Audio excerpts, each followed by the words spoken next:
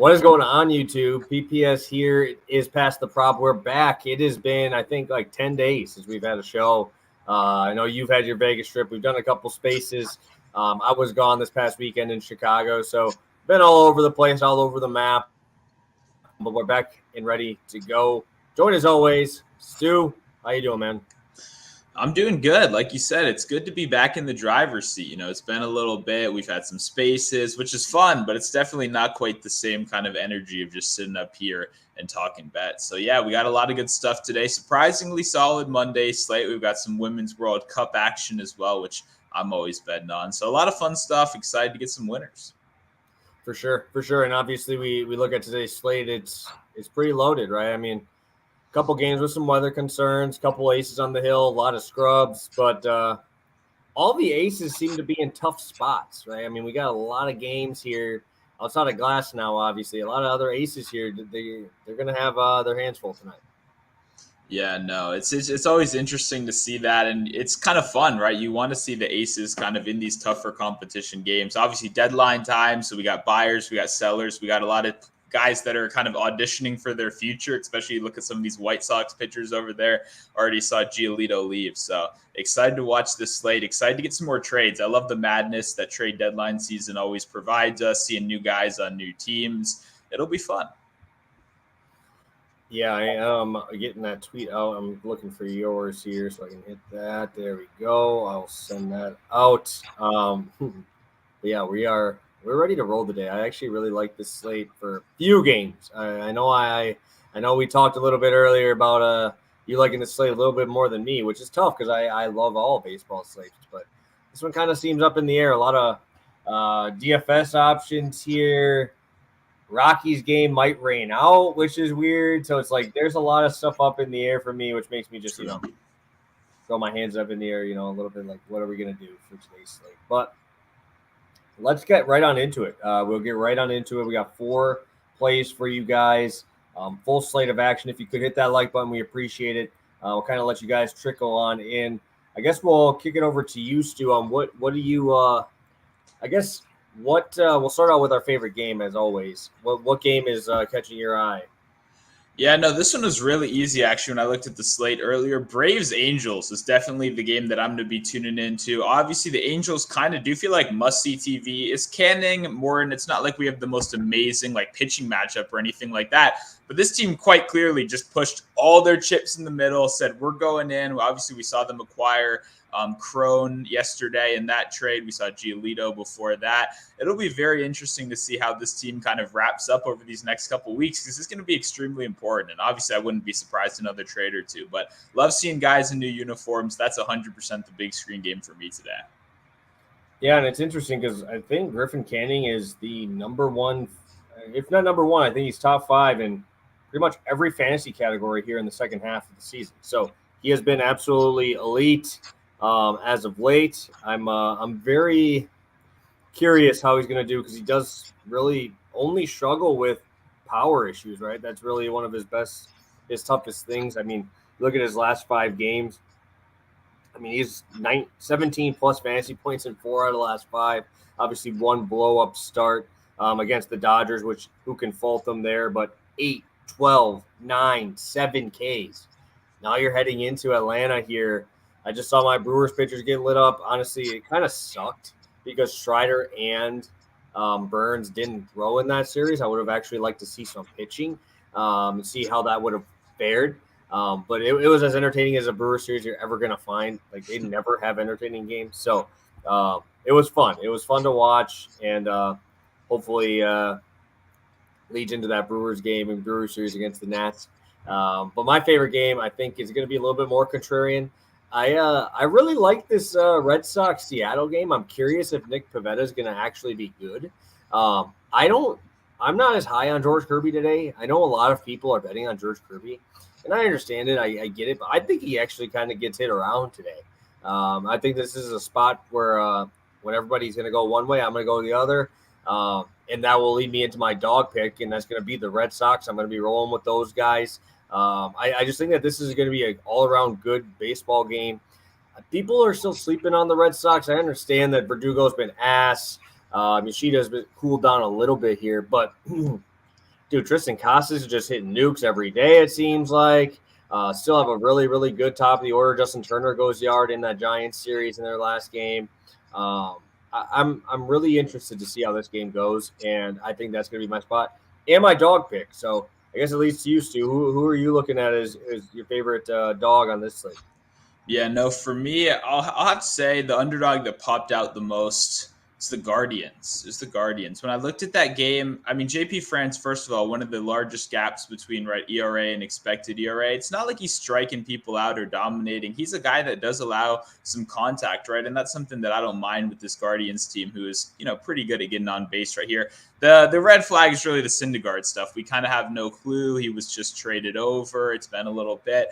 The good thing is if there is any team that has shown an ability to help guys get back on track in terms of starting pitching, it has been this Guardians team. So when I looked at that line, I was thinking minus 150, minus 140 sounds about right. I saw minus 170, minus 180 for the Astros. Felt like that was a little bit too heavy right there. I think that's a close game. And yeah, I think the Guardians give us a little bit of offense. I think that's an over game. I think we get offense from both sides in that one.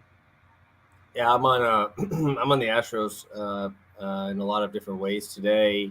But I do like that over. I think the over call is good.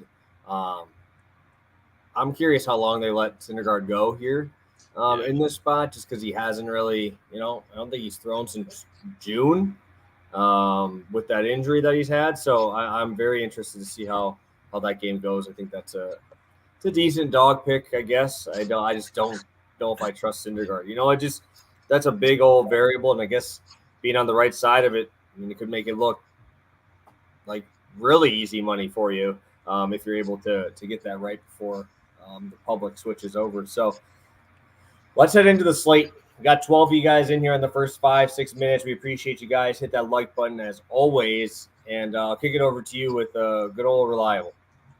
I was going to say, this parlay right here, Yandy Diaz, Luis Arias, both to record a hit at minus 130 over on FanDuel Sportsbook. You really don't get two guys as consistent as these two in a parlay together, right? We talk about juice. I obviously am not the biggest fan of laying minus 130 on a day-to-day basis, but it's all relative at the end of the day. And these are two guys that fairly consistently sit at minus 350, minus 400 to record a hit day in and day out. So when we get a pretty good opportunity like today to take advantage, I think we got to, even if you obviously are paying a little bit more than you like to on these hit parlays. Luis Arias, it's almost boring to talk about at this point, right? I mean, this guy is legitimately the most consistent hitter we have in baseball right now. And I'm kind of just considering, I was thinking about this earlier, just picking Arias every single day, no matter what the price is, and just finding something for it. It's at that point where it's that ungodly consistent where we're just going to keep rolling with it. And Diaz, he's not quite on that same level of consistency, but what we do love, 24 plate appearances against Herman, 350 batting average. We don't like to overreact to, these minor things, but he's seen him 24 times. That's good enough to obviously build a sample size hit in all 7 games against the Yankees. Clearly a team he likes batting against. And frankly, the Rays aren't playing great right now. Diaz has been one of the more consistent, 7 of the last 10 recording hit, despite this team's kind of rough stretch. Both of these teams badly need a bounce back. This is going to be a big series. We haven't even really talked about that one yet, this Rays series right here. I'm super excited to tune in. I think there's going to be a sense of urgency. I think we see some offense in this one. And I mean, come on. I don't think there's much more I have to say. Two of the most consistent hitters in baseball, minus 130. Let's get it done tonight. Yeah, I can't get too upset with that one. I can't get upset with betting on Arias continuing to put together multi-hit games, obviously pushing for that 400 mark. Had a rough stretch there for a little while, but now it's like multi-hit game. And just finding consistent barrels. So. It's Taijuan Walker. I mean, come on. We can get scared against aces. Those are a couple aces where, okay, I'll lay off today. Taijuan Walker, there's no reason why he should be, minus 300 today. Good value. Let's keep it going. Beautiful. And I'm going to go to plus money spot here to start. And I don't know if I'm going to take a ton of flack from it, but I know there's probably a lot of people that will be like, oh, Ryan Nelson. Hey, telling you right now, I've been on this side a lot. I've been on baiting Ryan Nelson, backing Ryan Nelson. And it's a home road guy like we used to do with Jordan Lyles 2 years ago. We used to do with Greinke last year. We used to do with Cal Quantrill, right? Ryan Nelson is the most drastic I've seen, man. This is honestly getting to the point of being ridiculous. 8 ERA, 8 at home this year. He's heading to San Francisco In his road starts this year, 2.67 ERA. That is phenomenal. Obviously, you look at his slugging percentage at home, 629.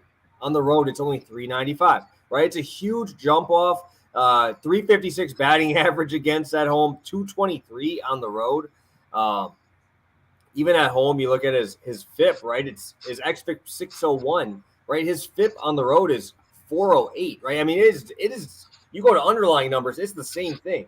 It's wild to me. I've not seen like the underlying numbers actually match up this much with a guy like this.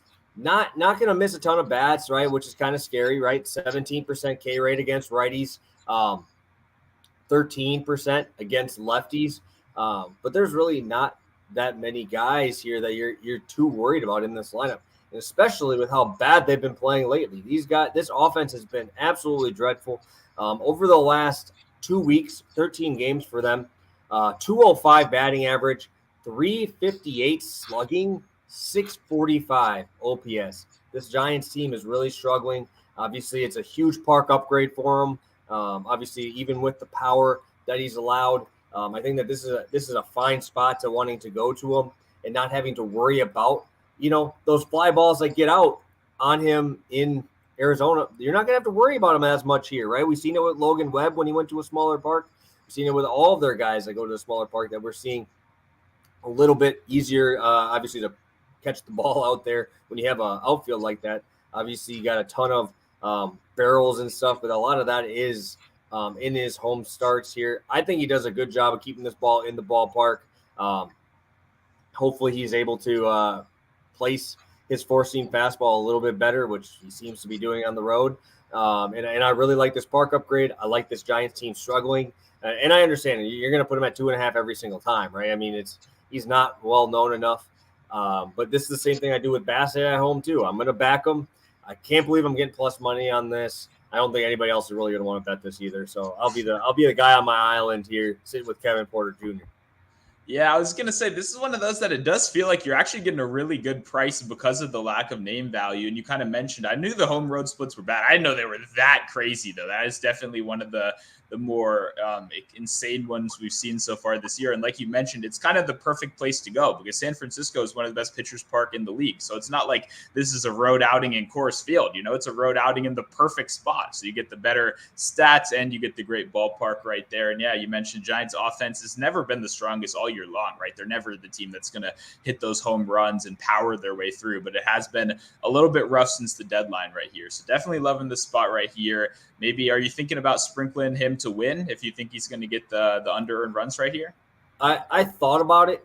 I don't even think I don't know if they give you the option right now with the Giants not announcing a starter. True.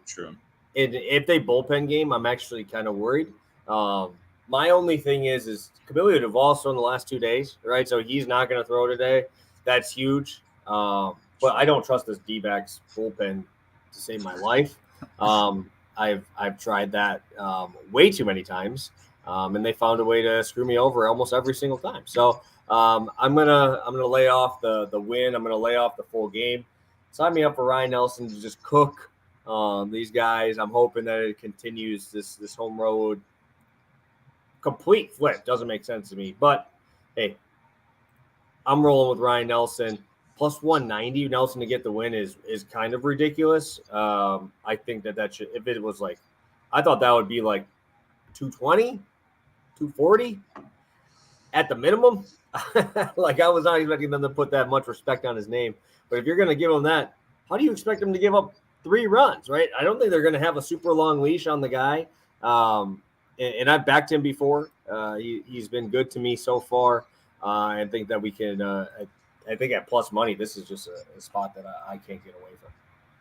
Yeah, no, I definitely like that right there. And hey, yeah, the 190, I wonder if you can shop around and get a little better, but you're right. That's not what you'd expect a little bit better given the rest of the pricing around it. But hey, DraftKings, they're a little smart too. They know not to give away. They normally don't go over the plus 200 for the win unless you're really, really bad. Ryan Nelson, as of right now, this is at plus 110 now on DraftKings. So hopefully you guys this is getting hit a little bit going our way. But still at plus 110, definitely a spot I like. Let's take a look at the chat here. Got a few of you guys in here. Dan in here as always. Appreciate you, my guy. Sir Roger bringing up Freeman. Lefty on lefty. A guy the guy I've been going to lefty on lefty has been Bellinger and has been Corbin Carroll. Those two have been the guys because Freeman hit every game is minus 300, right? Yeah. So it's like you're better off just taking 2 hits, right? You're better off doing plus money spots on him just because he's so consistent and the books are already onto it, right? The name value is there, right? Corbin Carroll's getting there, but they still, even lefty on lefty, I think I took him last time on a lefty on lefty matchup was like 280, which you don't see Freeman under 300 like ever. Yeah. So it's just tough when you get this far into the season. There's enough data out there that some of these guys, just, these books are getting a little bit too smart on us and getting us in spots where we don't want to lay that type of juice. But Freeman, dude, I bet you Freeman against Glass now, I bet you he's like 280, 270. And I'm just saying in a ace matchup, right? He's still going to get that love no matter what. Same thing with Mookie and all those guys. I'm starting to see Bellinger at minus 300 every game. Cost me a huge parlay. I was in Chicago this weekend. I hit 7 straight UFC things, and that was my last leg was Bellinger to get a hit. And of course, he didn't get a hit. He's got a hit in like 9 of 10 games, and the fucker doesn't do anything. Hits an absolute piss missile. And Paul Goldschmidt just went, oop. I'm like, fuck off, dude. Literally, you would not make this play if I didn't have that bet on it. So fuck Paul Goldschmidt and Cody Bellinger. I might have to make a trade on my fantasy team just because of that one game alone. So yeah, that always hurts. That last leg always hurts. Yeah, and you get everything else. And the other ones are way harder odds, right? They're like minus 110. The minus 300, dude. It's like, why the fuck did I do that? All right, I'm on my tangent. That's not going to count as my tangent for today. But let's get on to plays 3 and 4. Sounds good. This isn't your play. Surprisingly, it's my play. We're going Christian Yelich and the Brewers money line minus 110 against my Washington Nationals right here. Corbin Burns on the bump versus Jake Irvin, who's actually been pretty good recently. It's funny if you look at the stat sheet, back-to-back 7 and 9 strikeout games. Very surprising. It's not something I would necessarily expect to continue, especially with the sports books. Given Washington some kind of nice pricing right here. Brewers not coming off the best series in the world, obviously against Atlanta right there. But what we do love is we got Corbin Burns on the mound. He's looked absolutely phenomenal over these last couple starts, locked in, looking like that previous version of himself. And I really don't think Washington is a team that's very well equipped to take advantage of it. My guy Candelario, first of all, could be out of here any second now. I've read about 14 million trade deadline things. They moved them to DH the other day.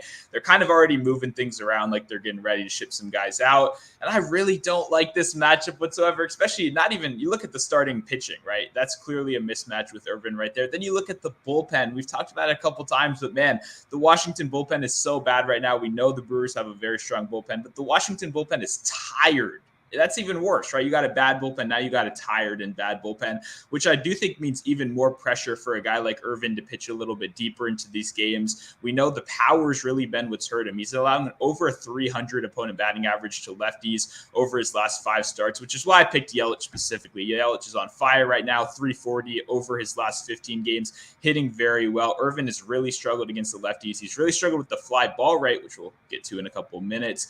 And I think it's just one of those situations where the Brewers are clearly the stronger team in this one. They have the pitching matchup. I know they're not coming in with the good form, but I really don't have a lot of confidence in Washington to score runs in this game whatsoever. So I'm getting a little correlation right here. We're pairing up Yelich. You can get, some other guys with similar form, but I do like the correlation.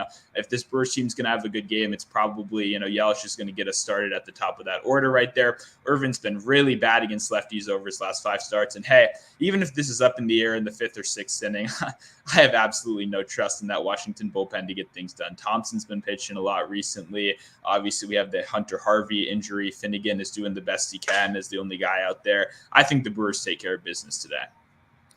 Yeah, and the Brewers pen is just as worn out. It's just, I was really happy to see the Brewers they were competing in all of these games, right, outside of the Tehran. Even in the Tehran start, he gave up 6 runs in the first inning, right? But the Brewers scored 7, right? 7, I think it was 7-10, right? And that's what I'm saying. Like, they could have easily rolled over. But that series, we started to see the bats come alive, which is something I never thought I'd hear myself say.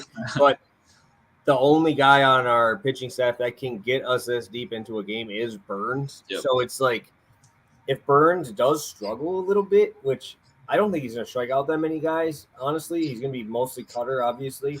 And obviously the slider's been fantastic, but I think he goes pretty deep in this one and saves that pen a little bit. I was really I'm probably still going to bet it.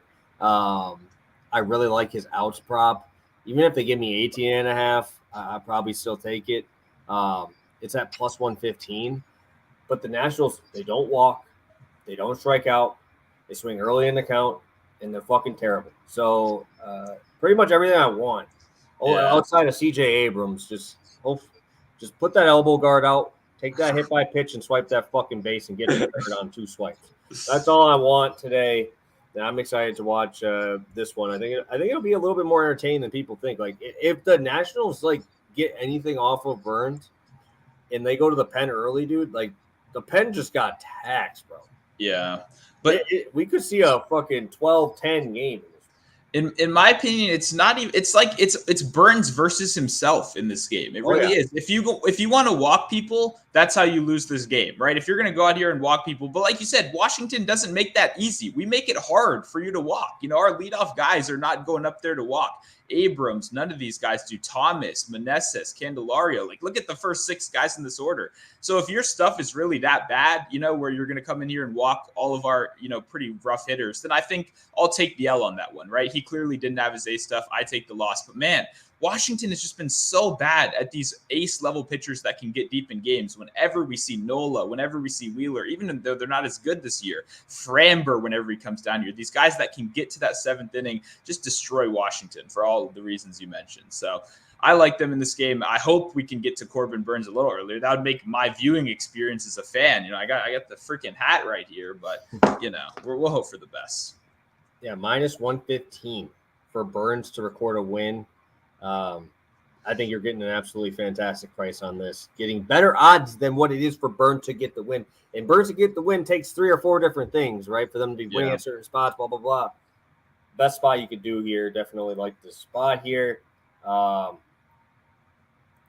I'm gonna do that 18.5. I'll be sending that out shortly. That just got me. I'm good. I'm rolling with it. Yeah, you talked me into it. I'm playing it too as well. I got you. I'm going to play a combo here over on DraftKings. Gomber not to record the win, and obviously the Astros first 5 money line. Really like the spot, minus 175. I understand.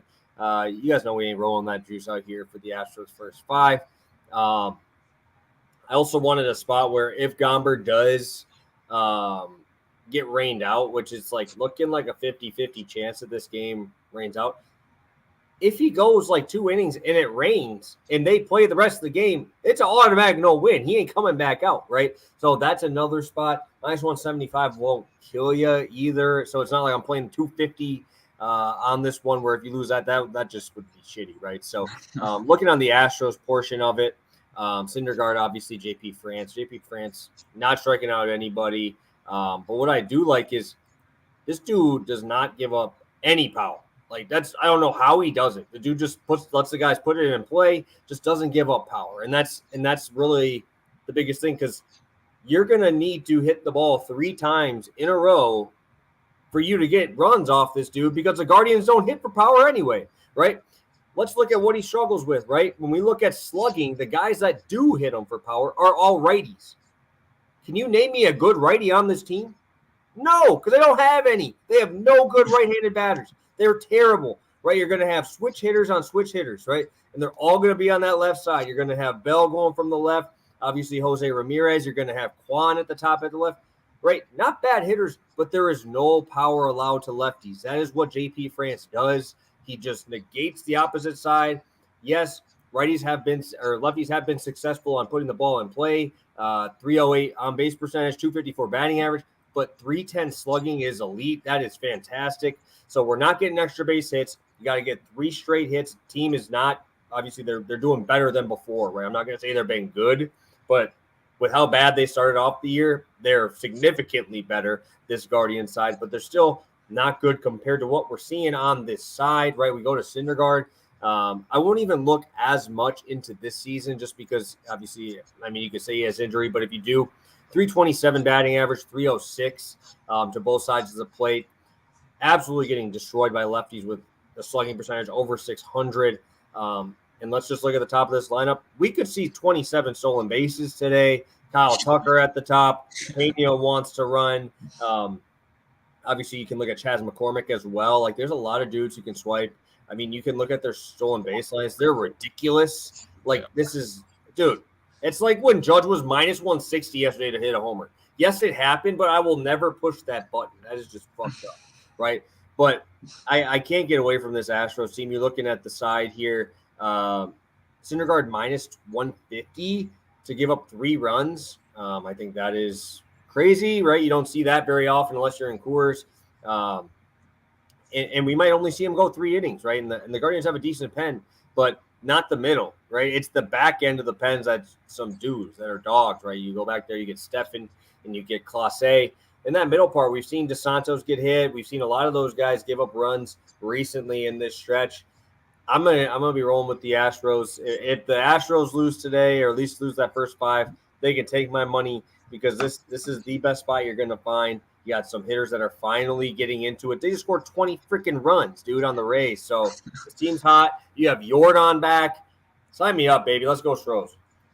Yeah, I'll give a little counter argument to what you were saying in the beginning with the France stuff, which you did mention yourself, but I think you didn't really make a big enough deal about it. Is you mentioned France takes away the power from teams, and you said it yourself, the Guardians have no power. So when you make that argument of they need 3 hits to score a run, the Guardians need that every single day of the season, because that's how they play baseball. So if anything, they would be more equipped to deal with a pitcher like France, who's this contact style of pitcher, right? Because that's how they play the game anyway. They're just getting a single at a time. They're not up there swinging for home runs. So to me, that is why I did pick the game as kind of the one that I think could be an upset. But to be completely honest, I have no confidence in the pitching side with the Syndergaard. I agree. I think the Astros might score 400 runs today. So if anything, I might just go away from this show taking the over right here, because I don't know. That's my little counter right there, though.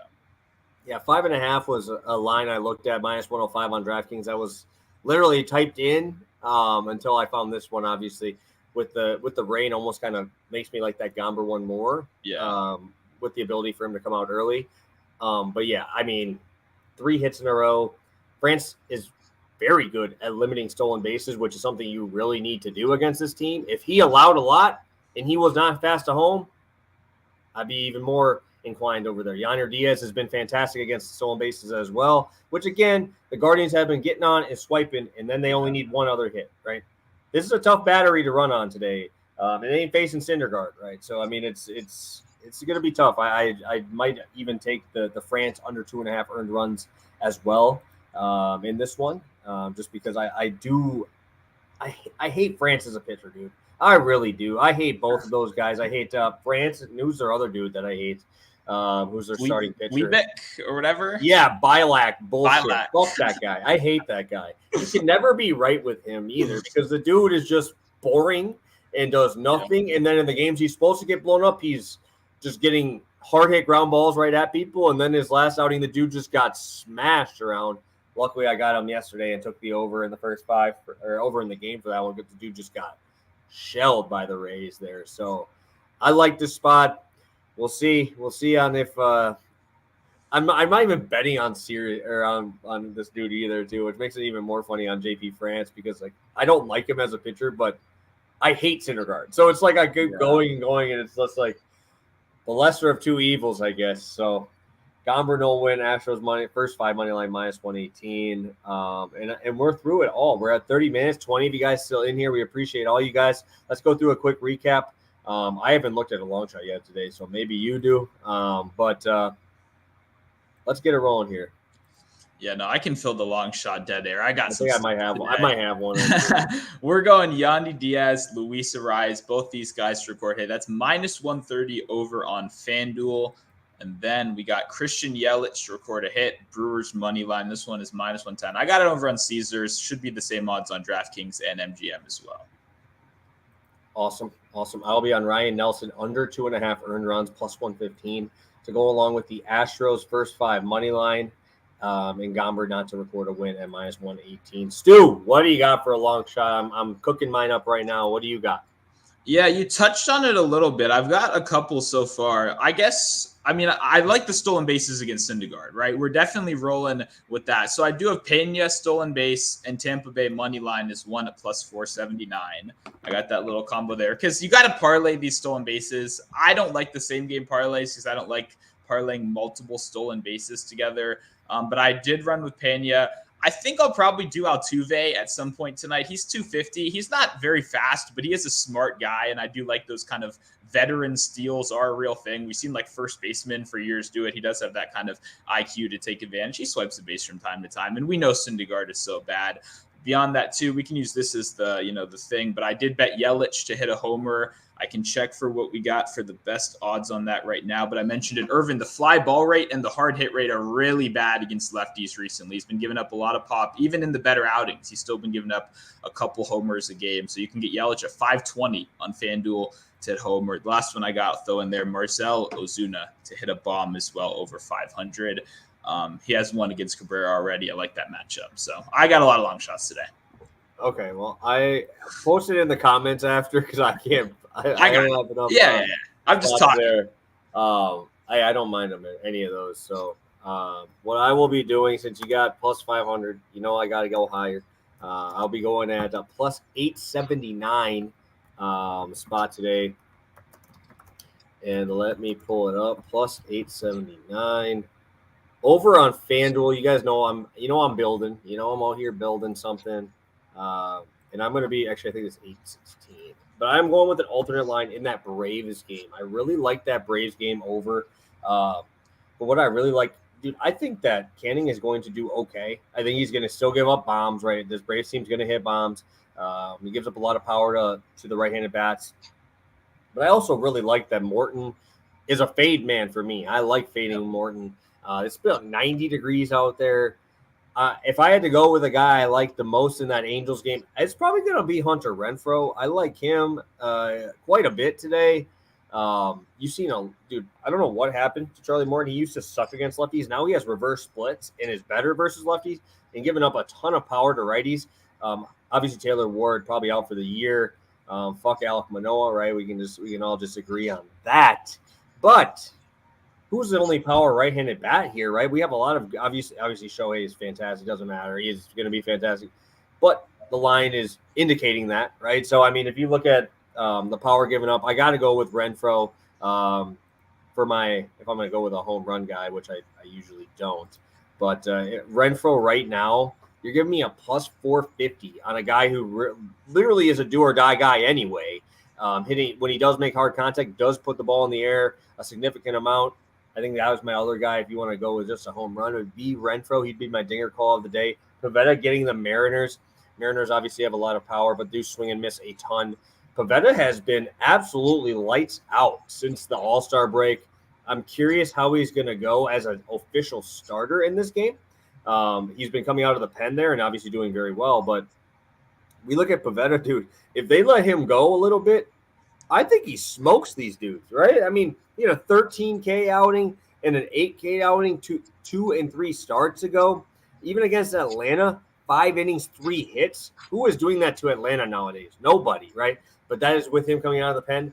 If they give him a start, I think we can start seeing him go a little bit deeper in this game. He just went, 13 Ks on the A's a little bit ago when he actually got to start the game. Obviously, I'm not comparing the two, or I'm not comparing the Mariners to the Athletics, but a lot of swing and miss stuff. His whiff rate has been great. I don't know if he just found something that clicked there. Do really like the spot. And I'm going to be rolling with Nick Pivetta plus 180, 190 on this. So the books are kind of onto it. And the 225 for the 7.5. Yeah, I actually like both these angles. I think I was going to play the Angels Braves, first 5 over anyway, just as the regular at some point today. So I like what you were saying there. I do think there's a lot of potential for offense from both sides. And yeah, Pivetta, really, it's just about the leash. So if you think we got a little bit of an edge right here, if we think there's a higher chance than the books do of him getting deeper into this game, then I'm down. Because like you said, the matchup is good. We know the stuff is there. It's really just how deep in this game can you actually end up making it. Yeah, and then these long shots, that's what we're doing, right? We're just, I mean, we're hoping to find an edge there. And if you give Pivetta 6 innings, I would, if you told me ahead of today that I get 6 innings out of Pivetta, I would make this line like minus 110, minus 105 with how good his strikeout stuff has been. Obviously, they're giving us plus 190 because he hasn't really shown us going more than 5 innings. So sign me up. I think this is a good spot and I think we're getting a good value on it. Stu, all the plays are out. We have 27 live viewers still in here with us 35 minutes in. What do you got for the people before we head out? Yeah, no, I mean, I will be dropping my USA versus Portugal Women's World Cup betting picks later today. I know if you're going to read any of them, that will be the one to read because it's obviously the biggest game, biggest stars, the US, go USA, you know what I'm saying? So tap into that article. I will be posting it later. We've been doing really, really well on those. I think records like 4-1 so far on these best bet articles. They take a lot of time. So I'd appreciate them if you checked them out. As for that, got a lot of baseball plays today. You know, I mentioned I already got like 3-4 long shots locked in. I'm sure we'll lock in more for the rest of the day as well. So tune into Twitter. Make sure you're following all of both my picks, Player Prop Savant's picks, Twitter, Discord, all that stuff. Make sure to keep up because I'm feeling good about this week. Close to football as well.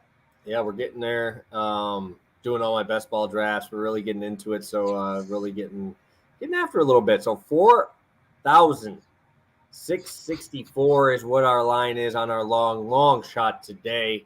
I appreciate all you guys staying in here. We appreciate all you guys popping in and staying with us that whole time. I know we like to ramble a little bit, but we gotta when we get to football, it's going to be closer to our shows, so I want to get kind of closer to it now. But yeah, thank you guys for tuning in. We'll be back on Wednesday with another round here, and hopefully we'll be coming at you guys talking about a sweep. So thank you guys. Best of luck today on this Monday slate, and we'll see you on Wednesday.